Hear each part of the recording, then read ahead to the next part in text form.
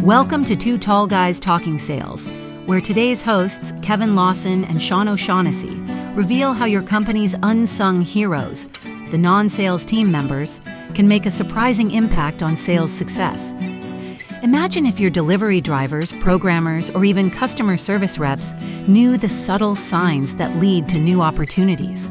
In this episode, Kevin and Sean share real-world stories and practical strategies for empowering these essential team members to listen, observe, and relay customer needs without ever having to sell. You'll learn simple yet powerful ways to build cross-functional partnerships that add immense value for your clients and drive revenue growth. Stick around to find out how even the smallest communication tweaks can unlock hidden sales potential across your organization.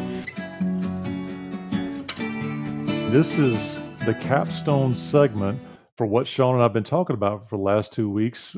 That started out with Richard Cogswell talking about sales planning and building better systems and why it's so important culturally to have a system in place. We appended that discussion with a discussion a couple weeks ago around building an enterprise sales plan, why it's important, how to get started, whether you're a salesperson, owner, leader, or otherwise. And then last week we talked about how a salesperson is responsible for not only generating their own sales, working with marketing, but also having a written sales plan for themselves, regardless of what's been provided for them. But today we're going to tie it all together and talk about everybody else on the team. Sean and I work a lot with businesses in 4 main areas. So if you're thinking quadrants, that's a good visualization as you're riding down the road here. Just imagine a quadrant view, a plus sign, if you will, where the top left-hand quadrant is strategy. The next quadrant to the right is process. The bottom 2 levels of those 4 quadrant areas are people and KPIs or measures or sales management. Same thing. All in, it's where are we going? How are we going to behave to get there? Who's going to help us get there? And how are we going to measure success along the way? Well, today we're going to blend a few of these together. With the enterprise sales plan in tow, I want to talk about everybody else on your team who's not a salesperson. So this is for all of the programmers of the world, the delivery agents, the folks in quality, the folks in planning and strategy and purchasing, and all the other teammates that you have as a salesperson or sales leader, and how to measure success. So we're going to talk about, in practice, how is selling for non-salespeople? Where does that show up in your organization? Now, Sean and I had a discussion before we got on here to say we want to make sure we're not asking non-salespeople to sell. I'm going on record right now. We are not asking non-salespeople to sell. We know they didn't sign up for that role. Instead, what we want to think about is having all of our teammates who have as much or more face time with our clients and customers and prospects. What are they hearing that we're not? They're there so much more than we are. How do we get them to raise their hand and go, ooh, Sean, I was talking to so-and-so, and they mentioned this, and I thought you should know about it. So what does that sound like for a non-sales person? We want the programmer who's talking to the person about the software that we're integrating to, as a part of quality, talk about the modification or the implementation or training. And when that person says, we were at an HR meeting the other day and we were talking about adding 3 people in XYZ department. All we want that non-salesperson to go is, oh, that's interesting. That sounds like something our salesperson might benefit from knowing. Can I throw that over the wall to them and have them reach out to you? It's non-invasive. It's not a hard sell. It's not asking a non-salesperson to sell. We're just helping our customers reach their goals more effectively because we're sharing knowledge. I grew up in the software industry, Kevin. I think you know that. Most people listening to this probably know that if you know me personally. So in the software industry, it wasn't uncommon to have consultants help our customers be successful while they're rolling out the project or rolling out our software. The way that I knew that I was going to get more revenue from any customer was when I had a consultant there helping them install the software that we'd already sold them. Because I knew that consultant was going to live and breathe their air for a while. He was going to hear their complaints. He was going to talk to them over coffee, talk to them on the way to the coffee pot or the water cooler or whatever you want to talk about. He's going to have lunch with them potentially. And they were going to become friendly. They're not going to become friends. They're going to become friendly. They're going to share what's going on in the world. We're going to share what's going on in our world. And invariably, they are going to say something about the future. They're going to say something about the challenges of their company. And every company, in case you didn't know this, needs a lot of help. They need help doing things. They need help getting better. Nobody runs a fantastic company that doesn't need help. That consultant would hear those complaints, those lack of goals acquired, those needs that hadn't been satisfied. And I just made sure that on a regular basis, I bought breakfast for that consultant. Whatever consultant that was, wherever they were, I made sure I bought breakfast, or maybe I bought dinner, maybe I brought drinks, whatever the case might be. But I was that consultant's best friend, because they could then say, "Hey, Sean, I heard this." And I would say, "What did Jerry say about that?" "Oh, he said this, he said that." "What did Steve say?" "Oh, yeah, well, Steve was really upset about it." "Oh, that's good to know. Did you mention that I might want to know about it?" "Oh, yeah, because, we're friends, right?" So my consultants and I kind of hung out together, and I made sure they were happy. And so I would call up Jerry or Steve or Gary or George, or whatever his name was, and I'd say, "Hey, I was having lunch with my consultant. Hope he's doing a good job with you. Sounds like things are going well. But he said something about X or Y. Can we talk about that?" And he would laugh and say, "I knew that was going to come back to you, Sean." And we'd have a great conversation. And that would be my next deal at that client every time. It works. The people in your organization that interface with your customer are going to hear things that they're not going to get from to you, right? Nobody's going to tell you about the problem because they don't want to get sold to, but they'll lower their guard a little bit with your customer service rep. They'll lower the guard a little bit with the order entry person that's trying to get the deal on your side, kind of get it all booked in. They'll lower for the person that's helping them do the install, or even the person that's shipping the product to the customer. They will lower their guard because it's being friendly. It's just having a conversation. Same thing you should do as well, by the way, if you're a salesperson. But the goal was to have all of those other people know, probably not much more than 4 or 5 things that they should listen for. So how do you do that? Now, as a salesperson, because you don't need sales management or your ownership to pull this off, as a salesperson, just go interface with that person and say, if I knew about X or if I knew about Y at my clients, it would be so much easier. And sometimes it's really hard to get that information. If you hear anything about that, can you let me know? That's all you have to do. Just say it like that. And they're all going to say, sure. Now, some of those other people may say, not my job, man. And they'll just say, that's your job. That's not my job. I don't do that. That's fine. Don't think less of them. That's perfectly fine. But if you befriend them enough, if you talk enough about what you need to be successful and how that helps the company, they'll probably hear about it. They just don't want a quota. They just don't want to have to do it. But if they hear it, they're definitely going to share it if they know what to listen for. So, like Kevin said, we're hiring 3 more people in that department. Well, that's probably information that my salesperson wants to know. Hey, Jerry, is it okay if I mention that to Kevin and let him know? That's all you have to do.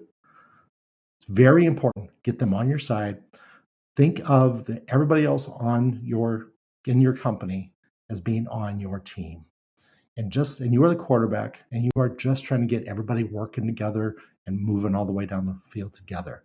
And your job is to make them feel good about it and make them be a hero. And to partner onto that, so one of the differences between Sean and I is that I started most of my career in construction, and so I have a lot of experience with physical goods and working with people at their shop as opposed to their office for software. Had the software experience too, but to give some other flavor to other industries, I big heart love truck drivers and people who deliver goods that we sell. Think anything that from a manufacturer standpoint, these people know more than you will ever know about your customers because they're inside their office bringing them the product that they need to be successful. One of my favorite sales stories is I was trying to break into a new target account. It was to think existing products, new customers. And I just so happened to have a truck driver who delivered like a common carrier LTL to some of these places. I said, "Hey, Mike, you go to these places. What's sitting around their dock that looks like it's damaged and defective or muddy or wet or leaking?" He's like, I don't know. I said, well, if you see something, I'd be interested to know because I'm trying to figure out a way to start a conversation where I can add value. And lo and behold, he came back and said, hey, I went to XYZ's shop and they had 45 parts on a pallet covered in mud. Maybe they were broken. Maybe they were just replacing something, but they were sitting there. Guess what I did with that? Thanks, Mike. Appreciate you looking out for me. Thanks for having my back. And I went to that same customer he referred to and said, hey, I was talking to one of the drivers that services us both, and he says y'all had these parts that were all muddy on the dock and didn't know if I might be able to help, so I thought I'd stop in and see if I could lend a hand. Wouldn't you know, I could.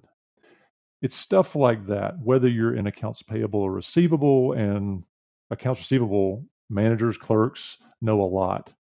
Whether they're collecting from a great customer who always pays on time, and they're telling us all about the woes of dealing with XYZ competitors because they don't service them the same way and they're not as easy to deal with, or if they're a customer that's falling rough times. Hey, Mr. Customer, I know you're behind on your terms.